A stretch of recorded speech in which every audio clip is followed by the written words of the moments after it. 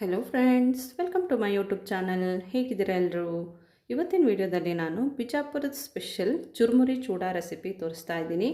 ತುಂಬ simple and ಈಸಿಯಾಗಿದೆ. ಹಾಗೆ ಸಾಯಂಕಾಲ 4 ಗಂಟೆಗೆ ಟೀ ಜೊತೆ ಒಳ್ಳೆ ಕಾಂಬಿನೇಷನು. ನೀವು ಕೂಡ ಇದನ್ನು ಒಂದು ಸಲ ಟ್ರೈ ಮಾಡಿ. ಬನ್ನಿ ಇದನ್ನು ಹೇಗೆ ಮಾಡೋದು ಅಂತ ನೋಡೋಣ. ಮೊದಲಿಗೆ ನಾನಿಲ್ಲಿ 1/4 kg ಪುರಿ ತೊಗೊಂಡಿದ್ದೀನಿ. ಇದು ಫ್ರೆಶ್ ಇದೆ, ಇದು ಸ್ಮೂತ್ ಏನಾಗಿಲ್ಲ. ಸ್ಮೂತ್ ಆಗಿದ್ದರೆ ಸ್ವಲ್ಪ ಬಿಸಿ ಮಾಡ್ಕೊಳ್ಳಿ ನೀವು. ಮೊದಲಿಗೆ ಒಂದು ಬಾಣಲೆ ಇಟ್ಟಿದ್ದೀನಿ, ಅದಕ್ಕೆ 5ರಿಂದ 6 ಟೇಬಲ್ ಸ್ಪೂನಷ್ಟು ಎಣ್ಣೆ ಹಾಕ್ಕೊಂಡಿದ್ದೀನಿ. ಈಗ ಇದಕ್ಕೆ ಒಂದು ಅರ್ಧ ಕಪ್ನಷ್ಟು ಶೇಂಗಾ ಹಾಕ್ತಾಯಿದ್ದೀನಿ. ಶೇಂಗಾ ಹಾಕಿ ಚೆನ್ನಾಗಿ ಹುರ್ಕೋಬೇಕು. ಇದು ಹಸಿ ಶೇಂಗಾ, ಅದಕ್ಕೆ ಸ್ವಲ್ಪ ಜಾಸ್ತಿನೇ ಟೈಮ್ ಬೇಕಾಗುತ್ತೆ. ಒಂದು 2 ನಿಮಿಷ ಹುರ್ಕೋಬೇಕಾಗುತ್ತೆ. ಈಗ ಇದಕ್ಕೆ ಕೊಬ್ಬರಿ ಹಾಕ್ಕೊಂಡಿದ್ದೀನಿ, ಈ ರೀತಿ ಕಟ್ ಮಾಡಿಕೊಂಡು ಉದ್ದದ್ದಕ್ಕೆ. ಇದನ್ನು ಕೂಡ ಚೆನ್ನಾಗಿ ಫ್ರೈ ಮಾಡ್ಕೊಳ್ಳಿ. ಚೆನ್ನಾಗಿ ರೋಸ್ಟ್ ಆಗಬೇಕು ಎಲ್ಲನೂ. ಇದು ಫ್ರೈ ಆಗ್ತಾ ಇದ್ದಂಗೆ ಇದಕ್ಕೆ ಪುಟಾಣಿ ಅಂತಾರಲ್ಲ, ಹುರಿಕಡಲೆ, ಇದನ್ನು ಹಾಕ್ಕೊಂಡಿದ್ದೀನಿ.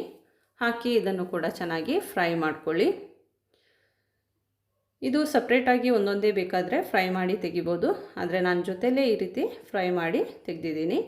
ಇಷ್ಟಾದರೆ ಸಾಕು. ಇದನ್ನು ಡೈರೆಕ್ಟಾಗಿ ಈ ಪುರಿ ಜೊತೆ ಮಿಕ್ಸ್ ಮಾಡ್ಕೊಳ್ಳಿ. ಈಗ ಅದೇ ಎಣ್ಣೆಗೆ ಸ್ವಲ್ಪ ಸಾಸಿವೆ ಹಾಕ್ಕೊಂಡಿದ್ದೀನಿ. ಸಾಸಿವೆ ಚೆನ್ನಾಗಿ ಸಿಡಿಲಿ.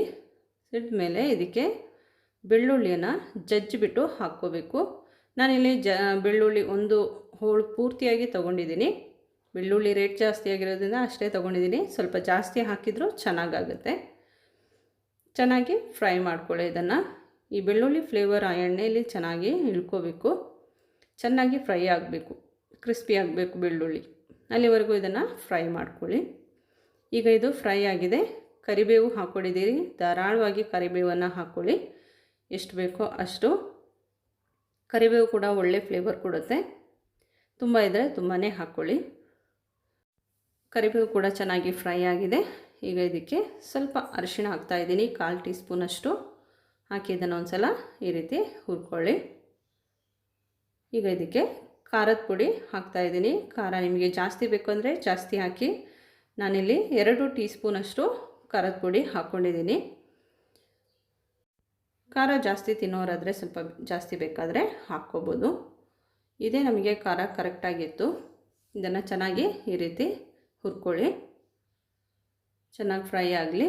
ಈಗ ಇದನ್ನು ಆಫ್ ಮಾಡಿದ್ದೀನಿ. ಇದಕ್ಕೆ ಸ್ವಲ್ಪ ಸಾಲ್ಟ್ ಹಾಕ್ಕೊಳ್ತಾ ಇದ್ದೀನಿ. ಪುರಿಯಲ್ಲಿ ಸಾಲ್ಟ್ ಇರುತ್ತೆ ಆಲ್ರೆಡಿ, ಆದರೆ ಸ್ವಲ್ಪ ಬೇಕಾಗುತ್ತೆ, ಅದಕ್ಕೆ ನಾನು ಹಾಕ್ಕೊಂಡಿದ್ದೀನಿ. ಹಾಕಿ ಬೇಕಾದರೆ ಮಿಕ್ಸ್ ಮಾಡುವಾಗ ನಮಗೆ ಬೇಕಾದರೆ ಅದನ್ನು ಪುನಃ ಉಪ್ಪು ಹಾಕಿ ಮಿಕ್ಸ್ ಮಾಡ್ಕೋಬೋದು, ಉಪ್ಪು ಬೇಕು ಅಂತ ಅನಿಸಿದರೆ. ಈಗ ಇದನ್ನು ಈ ರೀತಿ ಚೆನ್ನಾಗಿ ಮಿಕ್ಸ್ ಮಾಡ್ಕೊಳ್ಳಿ. ಸೌಟಲ್ಲೋ ಅಥವಾ ಕೈಯಲ್ಲೋ ಯಾವ ರೀತಿ ಬೇಕಾದರೂ ಮಿಕ್ಸ್ ಮಾಡ್ಕೊಳ್ಳಿ. ಕೈಯಲ್ಲಿ ಮಿಕ್ಸ್ ಮಾಡಿದರೆ ಪರ್ಫೆಕ್ಟಾಗಿ ಮಿಕ್ಸ್ ಆಗುತ್ತೆ. ನಾನು ಈ ಸೌಟಲ್ಲಿ ಮಾಡುವಾಗ ನೋಡಿ ಸೈಡೆಲ್ಲ ಬಿದ್ದೋಗ್ತಾ ಇದೆ. ಈ ರೀತಿ ಇದನ್ನು ಚೆನ್ನಾಗಿ ಮಿಕ್ಸ್ ಮಾಡ್ಕೋಬೇಕು. ಬಾಣಲೆಯಲ್ಲಿರುವ ಎಲ್ಲ ಮಸಾಲೆನೂ ಇದಕ್ಕೆ ಹಾಕ್ಕೊಂಡಿದ್ದೀನಿ. ಅದಕ್ಕೆ ಬಾಣಲೆಗೇನು ಸ್ವಲ್ಪ ಪುರಿ ಹಾಕಿ ಮಿಕ್ಸ್ ಮಾಡಿ ಹಾಕ್ಕೊಂಡಿದ್ದೀನಿ. ನೀವು ಮಾಡುವಾಗ ಅದೇ ರೀತಿ ಮಾಡ್ಕೊಳ್ಳಿ. ಈಗ ಇದಕ್ಕೆ ಸ್ವಲ್ಪ ಉಪ್ಪು ಕಡಿಮೆ ಅನಿಸುತ್ತೋ ನಾನು ಅದಕ್ಕೆ ಸ್ವಲ್ಪ ಹಾಕ್ಕೊಂಡಿದ್ದೀನಿ. ನೀವು ಬೇಕಿದ್ರೆ ಆ ಥರ ನೋಡಿಬಿಟ್ಟು ಹಾಕ್ಕೊಳ್ಳಿ. ಈ ರೀತಿ ಕೈಯಲ್ಲಿ ಮಿಕ್ಸ್ ಮಾಡಿದರೆ ಚೆನ್ನಾಗಿ ಪರ್ಫೆಕ್ಟಾಗಿ ಮಿಕ್ಸ್ ಆಗುತ್ತೆ. ಆದಷ್ಟು ಈ ರೀತಿ ಮಿಕ್ಸ್ ಮಾಡೋದಕ್ಕೆ ನೋಡಿ. ಕೆಲವರು ತುಂಬ ಹೈಜೀನ್ ಮೇಂಟೈನ್ ಮಾಡೋರಿಗೆ ಇದೆಲ್ಲ ಸರಿಯಾಗೋದಿಲ್ಲ. ಈ ರೀತಿ ಮಿಕ್ಸ್ ಮಾಡಿದರೆ ಚೆನ್ನಾಗಿ ಬ್ಲೆಂಡ್ ಆಗುತ್ತೆ. ಇವಾಗಿದು ರೆಡಿಯಾಗಿದೆ. ಇದನ್ನು ನೀವು 10ರಿಂದ 15 ದಿನ ಡಬ್ಬದಲ್ಲಿ ಹಾಕಿ ಸ್ಟೋರ್ ಮಾಡ್ಬೋದು. ಏನೂ ಆಗೋದಿಲ್ಲ, ಹಾಳಾಗೋದಿಲ್ಲ, ಚೆನ್ನಾಗಿರುತ್ತೆ. ಟೀ ಜೊತೆ ತಿನ್ನೋದಕ್ಕೆ ಒಳ್ಳೆ ಕಾಂಬಿನೇಷನು. ನೀವು ಕೂಡ ಇದನ್ನು ಒಂದು ಸಲ ಟ್ರೈ ಮಾಡಿ. ವಿಡಿಯೋ ಇಷ್ಟ ಆದರೆ ಲೈಕ್, ಶೇರ್, ಕಮೆಂಟ್ ಮಾಡಿ. ಹಾಗೆ ಇದುವರೆಗೆ ನನ್ನ ಚಾನಲ್ ಸಬ್ಸ್ಕ್ರೈಬ್ ಮಾಡೋದೇ ನೋಡ್ತಾ ಇದ್ದರೆ ಸಬ್ಸ್ಕ್ರೈಬ್ ಮಾಡಿ, ನನಗೆ ಸಪೋರ್ಟ್ ಮಾಡಿ. Thank you for watching.